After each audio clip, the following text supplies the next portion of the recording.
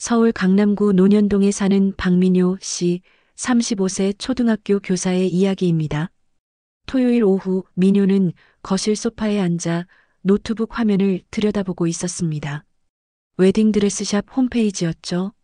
3개월 후면 결혼식이고 이번 주 안에 드레스 피팅 예약을 잡아야 했습니다. 5년 연애 끝에 만난 소중한 사람과의 결혼. 설렌다기보다는 마음이 복잡했습니다.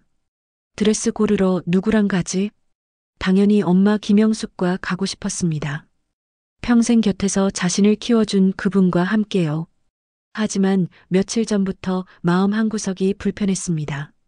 5년 전 아버지 장례식 이후로 다시 연락이 닿은 친엄마 정원숙 때문이었죠. 그때 핸드폰이 울렸습니다.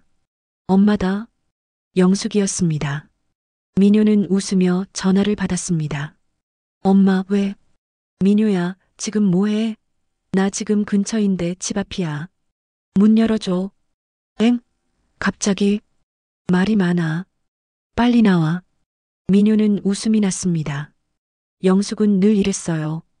갑자기 나타나서는 배고프지? 라며 반찬통을 내밀거나 심심해서 왔어 하며 커피를 사들고 오는 엄마. 진짜 친구 같은 엄마였죠. 현관문을 열자 김영숙이 양손 가득 비닐봉지를 들고 서 있었습니다. 어머, 엄마 또 뭐 이렇게 많이 샀어?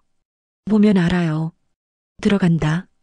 영숙은 민효를 밀치듯 지나가 주방으로 향했습니다.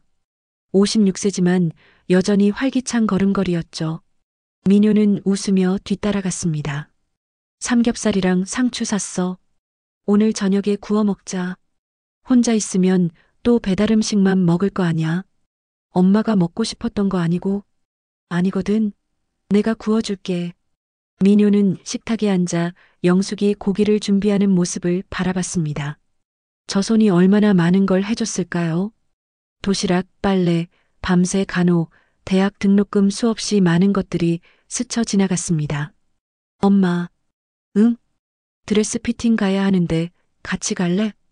영숙의 손이 잠시 멈췄습니다. 그리고는 고개를 돌리지 않은 채 대답했습니다. 나야 좋지. 근데 민효야, 내가 편한 대로 해. 다른 분도 계시잖아. 민효는 가슴이 철렁했습니다. 영숙은 언제나 이랬어요. 자신을 뒤로 빼면서도 절대 섭섭한 티를 내지 않는 사람. 하지만 민효는 알고 있었습니다. 저 말 뒤에 숨은 조심스러움을요. 아니야. 엄마랑 가고 싶어? 당연히 엄마가 같이 가줘야지. 그래. 그럼 언제 갈 건데? 다음 주 토요일 어때? 좋아. 그날 오전에 미용실 예약 있는데 취소할게. 에이, 미용실 다녀오고 가면 되지. 괜찮아. 드레스 고르는 게 더 중요하지. 영숙이 돌아서며 환하게 웃었습니다. 그 미소 속에는 딸의 결혼을 진심으로 축하하는 엄마의 마음이 가득 담겨 있었죠. 고기를 굽기 시작하자 방 안에 고소한 냄새가 퍼졌습니다. 민효는 상추를 씻으며 말을 꺼냈습니다. 엄마, 근데. 응? 그 엄마한테도 연락이 왔어. 자기도 같이 가겠대. 영숙의 손이 또 멈췄습니다. 집게를 든 채로 잠시 멈춰 있다가 곧 다시 고기를 뒤집었습니다. 그래. 그럼 셋이 가면 되지 뭐. 엄마는 괜찮아? 괜찮지. 뭐가 문제야? 어차피 다 내 엄마들인데. 하지만 민효는 알 수 있었습니다. 영숙의 목소리가 평소보다 한 톤 낮아졌다는 것을요. 그날 밤 민효는 혼자 남아 침대에 누웠습니다. 핸드폰 화면에는 친엄마 정원숙에게서 온 문자가 떠 있었습니다. 민효야, 드레스 고르는 날 엄마가 같이 가야지. 딸 결혼식인데 당연한 거 아니겠니? 날짜랑 시간 알려줘. 민효는 한숨을 쉬었습니다. 왜 이렇게 당당할까?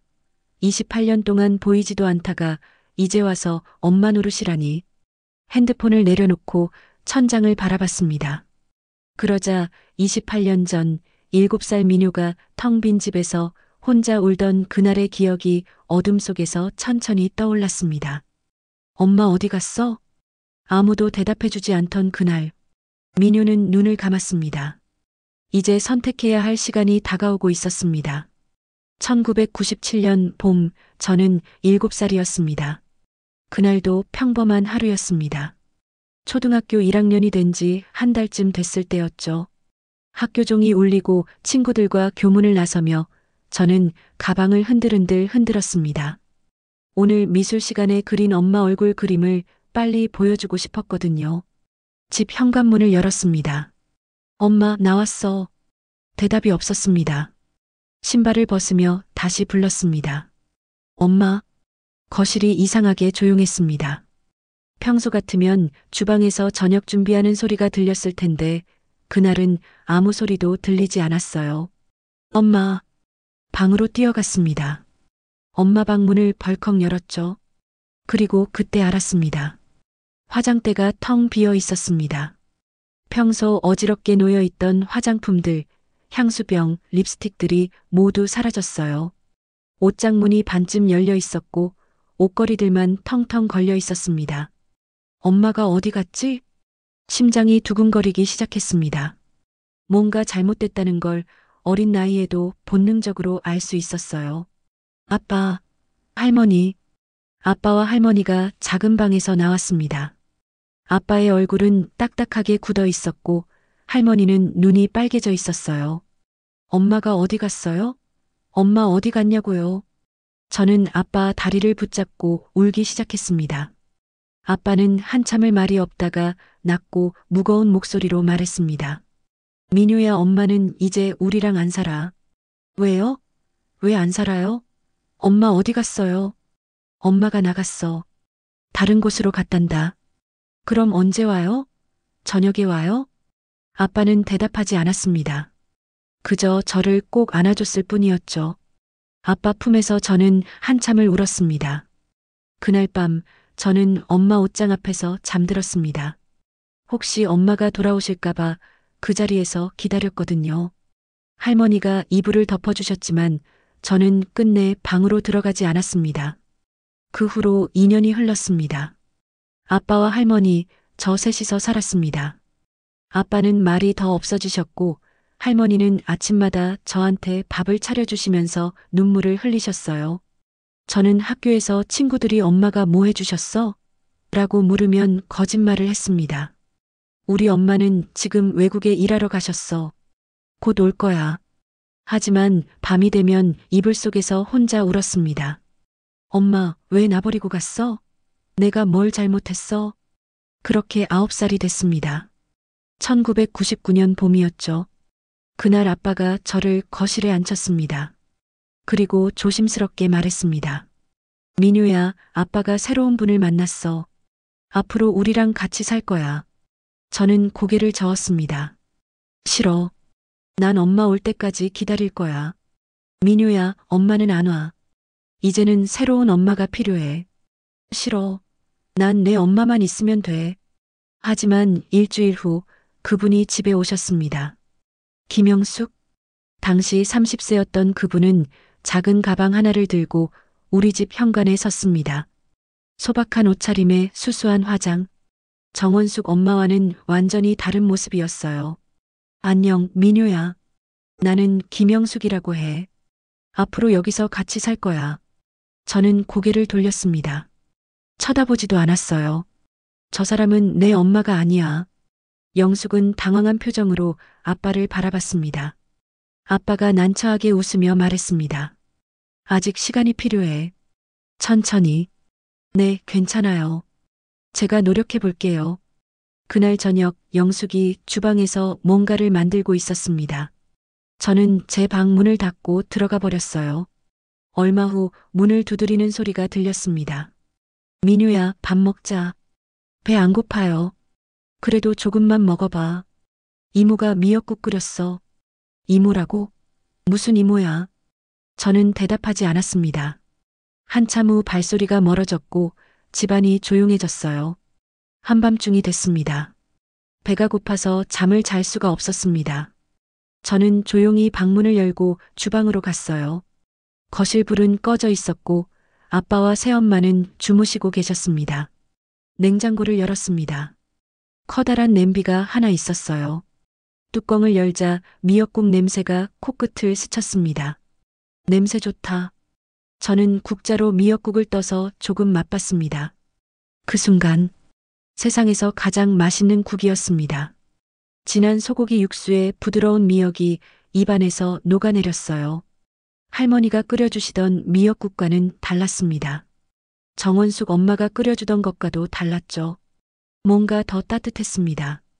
저는 그 자리에서 국을 한 그릇 다 먹었습니다. 그리고 그릇을 씻으며 눈물이 났습니다. 왜 맛있어? 저 사람은 내 엄마가 아닌데. 다음 날 아침 밥상이 차려져 있었습니다. 영숙이 환하게 웃으며 말했습니다. 민유야, 어젯밤에 미역국 먹었더라? 맛있었어? 저는 고개를 돌리며 퉁명스럽게 대답했습니다. 그냥 배고파서요. 그래. 오늘도 끓여놨으니까 많이 먹어. 영숙은 서운한 표정을 짓지 않았습니다. 그저 제 앞에 밥그릇을 놓으며 조용히 말했습니다. 민유야, 이모가 아니, 내가 내 엄마는 못 될지 몰라. 하지만 너랑 진짜 친해지고 싶은 마음만큼은 진짜야. 그거 하나만 믿어줄래? 저는 대답하지 않았습니다.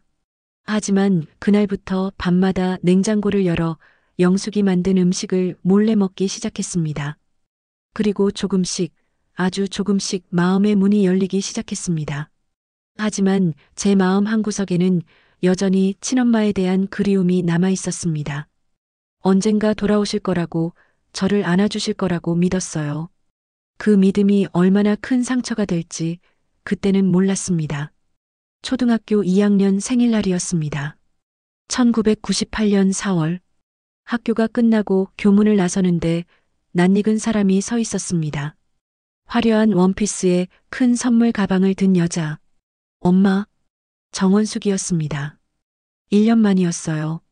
저는 가방을 내던지고 달려갔습니다. 엄마, 엄마. 정원숙은 서먹하게 웃으며 제 머리를 쓰다듬었습니다. 어머, 많이 컸네. 생일 축하해, 민유야. 엄마, 어디 갔었어? 왜 안 왔어? 보고 싶었어. 엄마도 보고 싶었어. 자, 이거 받아. 생일 선물이야. 가방 속에는 분홍색 원피스가 들어 있었습니다. 예쁜 리본이 달린 제가 평생 갖고 싶던 원피스였어요. 와, 예뻐. 그치? 엄마가 고른 거야. 자, 이제 짜장면 먹으러 가자. 중국집에서 짜장면을 먹고 문방구에서 인형도 샀습니다. 저는 행복했어요. 엄마가 돌아왔구나. 이제 다시 같이 살 수 있겠지. 하지만 해가 질 무렵 정원숙이 길가에서 택시를 잡았습니다. 엄마 이제 가봐야 해. 또 어디가? 우리 집에 같이 가, 엄마. 안 돼. 엄마는 갈 곳이 있어. 그럼 언제 또 와? 엄마 보고 싶으면 어떡해. 전화번호는 엄마. 정원숙은 대답 없이 택시에 올라탔습니다. 저는 차 문을 붙잡고 울었어요. 엄마, 전화번호. 보고 싶을 때 전화할게. 엄마 나도 데려가. 나도 같이 갈래. 엄마. 차창이 내려갔습니다. 정원숙이 손만 흔들며 말했습니다. 나중에 줄게. 택시가 떠났습니다. 저는 그 자리에서 한참을 울었어요. 집에 돌아오자 영숙이 저녁을 차리고 있었습니다. 제 얼굴을 보더니 물었습니다. 민유야, 왜 그래? 울었어? 아니에요. 생일인데 뭐 먹고 싶어? 내가 케이크 사올게. 저는 방으로 들어가며 대답했습니다. 괜찮아요. 배불러요. 그날 밤 저는 분홍색 원피스를 안고 잤습니다. 하지만 입어보지는 않았어요. 정원숙 엄마가 다시 올 때까지 아껴두고 싶었거든요. 그 후로 정원숙은 1년에 한두 번씩 나타났습니다. 갑자기 학교 앞에 나타나 밥을 사주거나 선물을 주고는 전화번호도 주소도 알려주지 않고 사라졌어요. 저는 매번 울며 매달렸지만 소용없었습니다. 중학생이 되던 해 정원숙은 3년간 나타나지 않았습니다. 저는 그제야 깨달았습니다. 엄마는 안 오는구나. 나는 버려진 거야. 반면 영숙은 단 하루도 제 곁을 떠나지 않았습니다. 매일 아침 도시락을 쌌고 밤늦게 학원에서 돌아오면 동네 어귀에 마중을 나와 있고 집에 가면 따뜻한 국을 끓여놨어요. 제가 감기에 걸리면 밤새 간호했고 시험 기간이면 야식을 만들어줬습니다. 고등학교 1학년 어느 날 저는 영숙에게 물었습니다. 엄마는 왜 아기를 안 낳아? 영숙이 웃으며 대답했습니다. 너 하나로 충분하거든. 내가 낳은 것처럼 소중한데 뭐. 그 말을 듣는 순간 눈물이 났습니다. 이 사람이 진짜 내 엄마구나. 저는 영숙을 안았습니다. 영숙도 저를 꼭 껴안으며 등을 두드려줬어요. 그날부터 저는 영숙을 엄마라고 불렀습니다. 더 이상 언니도 아줌마도 아닌 진짜 엄마로요. 하지만 마음 한구석에는 여전히 정원숙에 대한 그리움이 남아 있었습니다. 그리고 28년이 지난 지금 그 그리움이 다시 저를 괴롭히기 시작했습니다. 5년 전 2020년 가을이었습니다. 아빠가 암으로 돌아가셨습니다. 장례식장은 조문객들로 붐볐고 저와 새엄마는 상복을 입고 문상객들을 맞이하고 있었어요. 그때 장례식장 문이 열렸습니다. 검은 옷을 입은 여자가 들어섰습니다. 15년 만에 보는 얼굴, 정원숙이었어요. 민효야. 저는 얼어붙었습니다. 영숙도 몸을 굳혔죠. 정원숙이 천천히 다가오며 말했습니다. 네 아빠 돌아가셨다는 소식 들었어. 미안해. 이제라도 왔어. 엄마. 그동안 연락 못해서 미안해. 나도 힘든 일이 많았거든. 저는 아무 말도 할 수 없었습니다. 15년 동안 아무 연락 없다가 아버지 돌아가신 날 나타나서 힘들었다고 하시는 엄마. 영숙이 제 손을 꼭 잡아줬습니다. 장례식이 끝나고 정원숙이 제 번호를 물었습니다. 민효야, 이제 연락하고 지내자. 엄마도 나이 들었어. 이제라도 우리 모녀처럼 지내면 안 될까? 저는 고개를 끄덕였습니다. 그게 제 실수였어요. 그날 이후 한 달에 한 번씩 정원숙에게서 전화가 오기 시작했습니다. 민효야, 오늘 시간 돼? 엄마 좀 만나자. 만나면 늘 같은 이야기였습니다. 아빠가 나한테 얼마나 못됐는지 아니? 내가 떠날 수밖에 없었어. 너를 두고 가는 게 얼마나 힘들었는지 몰라. 밤마다 울었어. 재혼도 했는데 그 사람도 나쁜 놈이었어. 3년 만에 또 이혼했지. 그 후로 혼자 살면서 얼마나 외로웠는지. 나이 들어가니까 몸도 아프고 돈도 없고. 민효야, 너라도 있어서 다행이야. 저는 들어줬습니다. 그래도 낳아주신 엄마니까요. 하지만 정원숙은 단 한 번도 물어보지 않았습니다. 민효야, 너는 어떻게 지냈니? 엄마 없이 많이 힘들었지? 그런 질문은 한 번도 없었어요. 대신 이런 요구가 늘어났습니다. 민효야, 미안한데 병원비 좀 보태줄 수 없니? 다음 달에 꼭 갚을게. 집 전세금이 떨어져서 500만 원만 빌려줄 수 있을까? 저는 돈을 보냈습니다. 새엄마는 알고 있었지만 아무 말도 하지 않았어요. 다만 한 번은 조용히 말했습니다.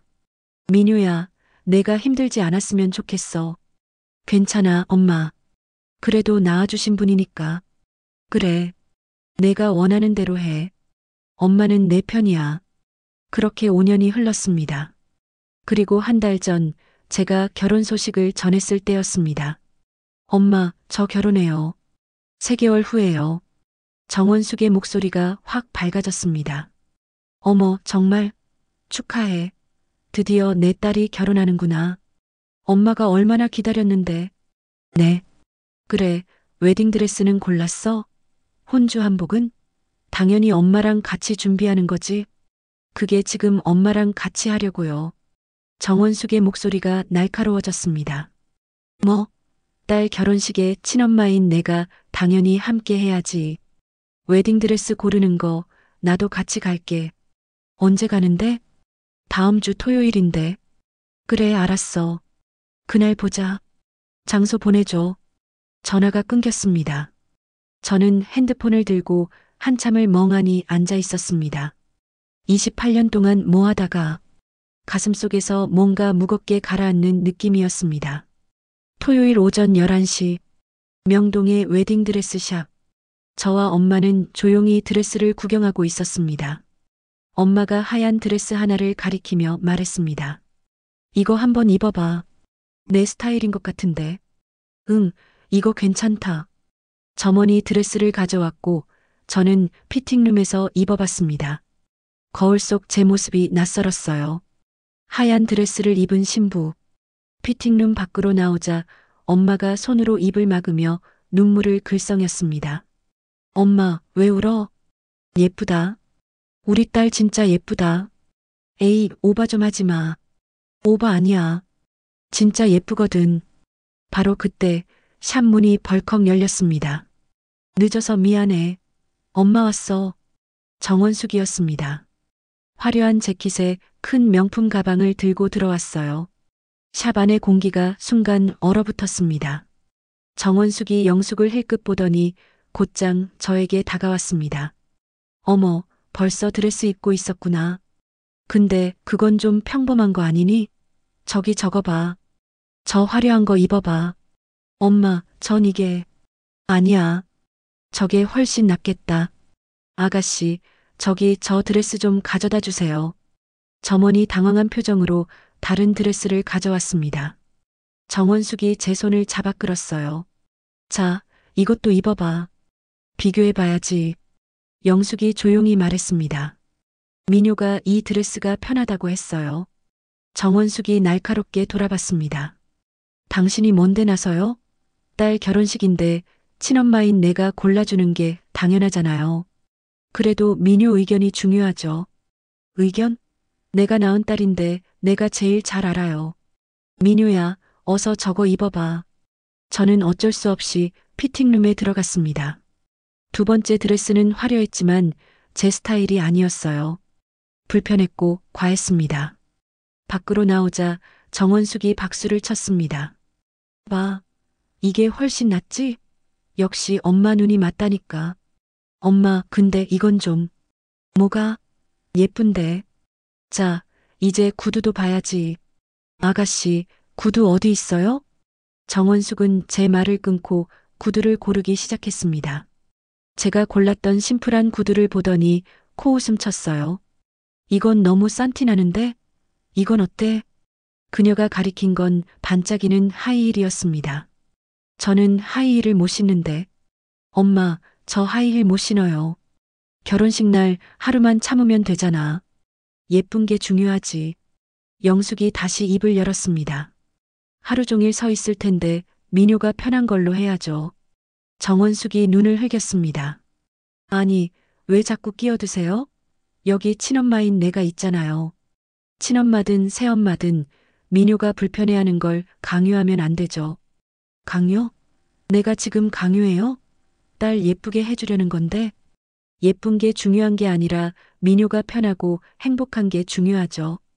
당신이 뭘 안다고 그래요? 내가 낳은 딸인데. 목소리가 커지기 시작했습니다. 샵 안에 다른 손님들이 저희를 쳐다봤어요. 저는 손이 떨렸습니다. 엄마들 제발. 정원숙이 제 손을 꼭 잡으며 말했습니다. 민효야, 엄마 말 들어. 엄마가 제일 잘 알아. 그리고 혼주 한복도 나랑 맞춰야지. 당연히 혼주석에는 친엄마인 내가 앉는 거니까. 그 말을 듣는 순간 영숙의 얼굴이 굳어졌습니다. 저도 더 이상 참을 수가 없었습니다. 엄마 잠깐만요. 밖에서 얘기해요. 왜? 여기서 다 정하면 되잖아. 밖에서요. 저는 드레스를 입은 채로 샵 밖으로 나갔습니다. 두 엄마가 따라 나왔어요. 거리 한복판에서 저는 눈물을 흘리며 말했습니다. 이렇게 하지 말아주세요. 제발. 그날 아무것도 결정하지 못한 채 집으로 돌아왔습니다. 차 안은 침묵으로 가득했습니다. 영숙이 운전대를 잡고 있었고 저는 조수석에서 고개를 숙인 채 창밖만 바라봤어요. 눈물이 계속 흘렀습니다. 민효야. 응. 내가 원하는 대로 해. 엄마는 괜찮으니까. 그 말이 더 가슴 아팠습니다. 영숙은 늘 이랬어요. 자신을 뒤로 빼면서 제가 편한 선택을 하라고 하는 사람. 엄마 미안해. 뭐가 미안해. 넌 잘못한 거 없어. 집에 도착했습니다. 영숙이 차에서 내리지 않고 제 손을 잡았습니다. 민효야, 엄마는 내가 행복하면 그걸로 좋게. 혼주석에 내가 안 앉아도 괜찮아. 하객석에 있어도 난 행복하거든. 내가 웃으면 엄마는 그걸로 됐어. 엄마, 가서 쉬어. 많이 힘들었지? 영숙은 제 머리를 쓰다듬고는 차를 몰고 갔습니다. 저는 현관 앞에서 한참을 서 있었어요. 집에 들어가 침대에 주저앉았습니다. 눈물이 멈추지 않았습니다. 왜 이렇게 힘들까? 왜 나는 28년이 지나도 정원숙 엄마한테서 자유로워지지 못하는 걸까? 저는 일어나 옷장을 열었습니다. 제일 안쪽 오래된 상자 속에 그것이 있었어요. 분홍색 원피스. 27년 전 정원숙이 사준 마지막 선물. 한 번도 입지 못했지만 버리지 못한 옷. 손에 쥐자 먼지가 날렸습니다. 천은 낡았고 색도 바랬어요. 리본은 흐트러져 있었습니다. 이걸 왜 간직했을까? 뭘 기다렸던 걸까? 그 순간 깨달았습니다. 저는 평생 정원숙이 돌아오기를 기다렸던 거예요. 언젠가는 날 안아주고 사랑한다고 말해주고 그동안 미안했어 라고 말해줄 거라고 믿었던 겁니다. 하지만 그분은 한 번도 그런 말을 하지 않았습니다. 만날 때마다 자기 이야기만 했어요. 얼마나 힘들었는지, 얼마나 외로운지, 돈이 없는지. 단 한 번도 민유야, 너는 어떻게 지냈니? 많이 힘들었지? 라고 묻지 않았습니다. 나는 그분에게 딸이 아니었구나. 죄책감과 돈을 주는 존재였을 뿐이야. 핸드폰이 울렸습니다. 정원숙이었어요. 민유야, 오늘 좀 그랬지? 근데 엄마 마음 알지? 다 너 예쁘게 해주려고 그런 거야. 다음 주에 혼주 한복 맞추러 가자. 그리고 혼주석 자리 배치도 얘기해야 하니까. 메시지를 읽는 순간 무언가가 터져버렸습니다. 더 이상 참을 수 없었어요. 저는 분홍색 원피스를 꼭 쥐고 전화를 걸었습니다. 엄마, 응? 왜? 다음 주 언제로 할까? 엄마 할 말이 있어요. 다시 만나요. 드레스샵 근처 카페에서요. 왜 갑자기? 그냥 전화로 정하면 되지. 꼭 만나야 해요. 새엄마도 같이요. 뭐? 왜 그 사람까지? 꼭 필요해요. 세 명이서 만나요. 전화를 끊었습니다. 손이 떨렸지만 이제는 분명했습니다. 더 이상 도망치면 안 된다는 것을. 일주일 후 드레스샵 근처 카페. 세 여자가 모였습니다. 정원숙은 혼주 한복 카탈로그를 들고 들어왔고 영숙은 조용히 제 옆에 앉아 있었어요. 자, 이제 혼주 한복 골라야지. 민유야, 엄마는 이 분홍색이 좋은데. 정원숙이 카탈로그를 펼치려는 순간 제가 그녀의 손을 가만히 잡았습니다. 엄마, 얘기 좀 할게요. 응? 뭔데? 저는 심호흡을 했습니다. 가슴이 두근거렸지만 더 이상 미룰 수 없었어요. 저 지난 28년을 돌아봤어요. 제가 7살 때 엄마가 떠나신 그날부터 학교 앞에서 기다려도 오지 않으셨던 날들, 전화번호 한 번 안 주시고 사라지셨던 수십 년까지요. 정원숙의 얼굴이 굳어지기 시작했습니다. 저는 평생 엄마를 기다렸어요. 언젠가는 날 안아주실 거라고, 사랑한다고 말해주실 거라고 믿었어요. 나만 두고 떠나서 후회한다고 미안하다고 해줄 거라 기다렸어요. 분홍색 원피스 기억하세요? 제가 초등학교 2학년 때 사주신 거요. 저는 가방에서 낡은 분홍색 원피스를 꺼냈습니다. 정원숙의 눈이 커졌어요. 저 27년 동안 이걸 간직했어요. 엄마를 기억하고 싶어서요. 언젠가 엄마가 돌아오시면 이걸 보여드리고 그동안 엄마 기다렸어요 라고 말하고 싶었거든요. 목소리가 떨렸지만 계속했습니다. 하지만 엄마는 한 번도 제게 어떻게 지냈니? 많이 힘들었지? 라고 물어보신 적이 없어요. 만날 때마다 엄마 이야기만 하셨죠. 아빠가 얼마나 못됐는지, 재혼한 사람이 얼마나 나쁜지, 얼마나 외로운지. 정원숙이 입을 열려 했지만 저는 손을 들어 막았습니다. 저는 엄마께 딸이 아니라 필요 없으면 버리고 필요할 때만 찾는 존재였던 것 같아요. 본인이 힘들 땐 나 몰라라 하고서 이제 와서 내가 낳은 딸인데 나를 버리면 안 되지라는 식으로요. 그리고 돈을 주는 존재. 병원비, 전세금, 생활비. 저한테 요구만 하셨지 제 삶은 한 번도 궁금해하지 않으셨어요. 민유야, 그게 아니라. 아니에요. 맞아요. 저는 천천히 영숙을 바라봤습니다. 영숙은 눈물을 흘리고 있었어요. 진짜 사랑은 여기 계셨어요. 매일 아침 제 도시락을 싸주시고 아플 때 밤새 간호해 주시고 제가 상처받을까봐 본인 아이도 안 낳으신 이분이 제 진짜 엄마세요. 영숙이 손으로 입을 막으며 흐느꼈습니다. 9살 때 처음 먹었던 미역국 맛 아직도 기억해요. 중학교 입학식 때 손수 지어주신 교복 블라우스도 간직하고 있어요. 고3 수능날 새벽에 미역국 끓여주시던 모습도 기억해요. 대학교 입학식 때 저보다 더 우셨던 것도요. 정원숙이 벌떡 일어났습니다. 그래, 내가 못났다. 내가 엄마 자격이 없어. 하지만 난 너를 낳았어.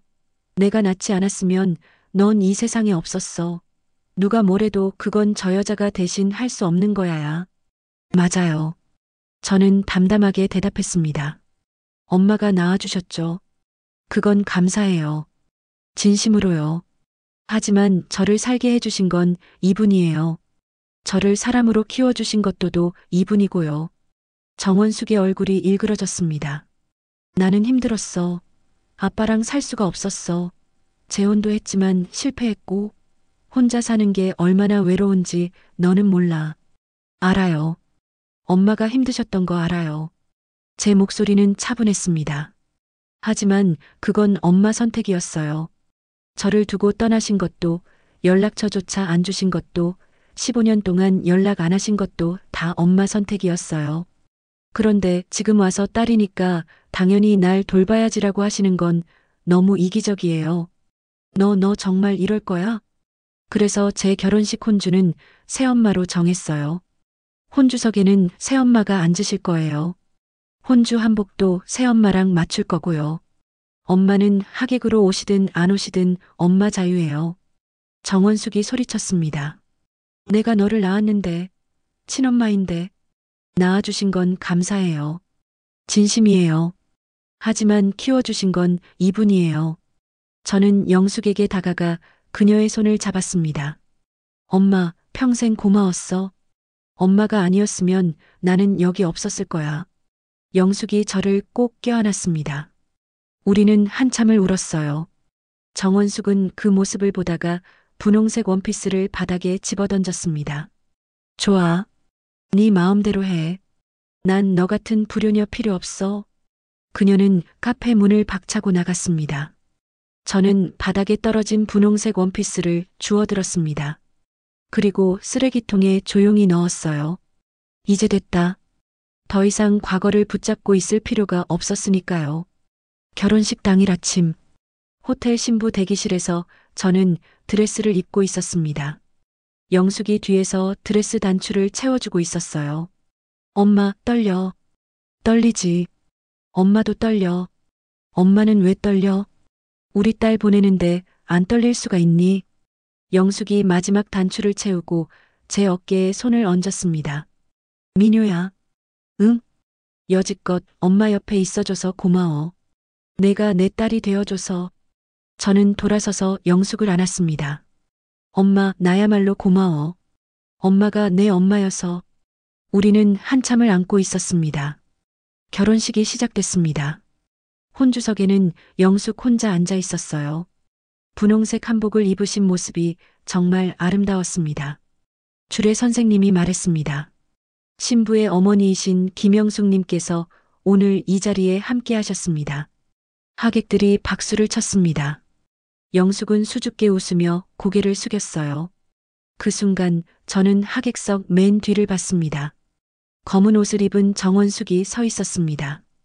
우리 눈이 마주쳤어요. 정원숙은 잠시 저를 바라보다가 조용히 일어나 뒤돌아 나갔습니다. 저는 눈물을 흘리지 않았습니다. 대신 영숙을 바라보며 환하게 웃었어요. 결혼식이 끝나고 저와 신랑은 영숙에게 큰 절을 올렸습니다. 엄마, 평생 사랑으로 키워주셔서 감사합니다. 저도 엄마처럼 누군가를 사랑할 수 있는 사람이 되고 싶어요. 영숙은 떨리는 손으로 저를 일으켜 세우며 꼭 껴안았습니다. 고마워, 민효야. 내가 행복하면 그걸로 좋게. 엄마도 행복해야 해. 너 덕분에 행복해. 평생 행복했어. 그날 밤 신혼집에 돌아와 저는 짐을 정리했습니다. 가져온 상자 속에는 영숙이 제 중학교 입학식 때 손수 지어준 교복 블라우스가 있었어요. 저는 그것을 조심스럽게 꺼내 액자에 넣었습니다. 액자 뒷면에 작은 메모를 붙였습니다.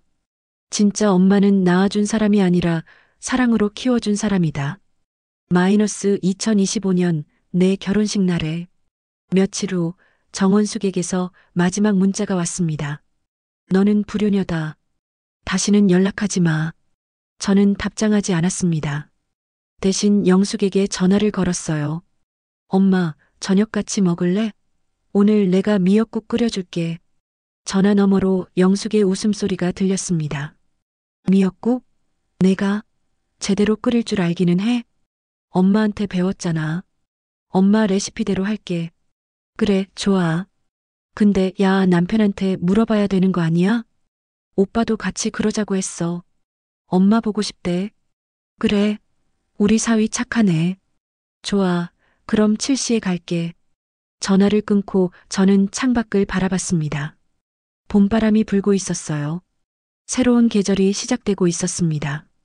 저는 이제 버림받은 아이가 아니었습니다. 사랑받은 딸이었고, 이제는 누군가를 사랑할 줄 아는 사람이 되고 싶었어요. 우리 사랑하는 엄마 영숙이 그랬던 것처럼요. 그날 저녁 3명이서 저녁 식사를 했습니다. 제가 끓인 미역국을 먹으며 영숙이 말했습니다. 맛있다. 엄마 것보다 낫네. 거짓말. 엄마 미역국이 제일 맛있어. 아니야. 진짜 맛있어. 우리 딸 요리 잘하네. 남편이 웃으며 말했습니다. 장모님, 제가 복 받았죠? 그럼. 자네 진짜 복 받았어. 우리 민효 잘해줘야 해. 당연하죠. 평생 잘 모실게요. 모시기까지? 하, 우리 사위 최고네. 저는 그들을 바라보며 미소 지었습니다. 이것이 진짜 가족이었습니다. 피가 아니라 사랑으로 이어진 가족.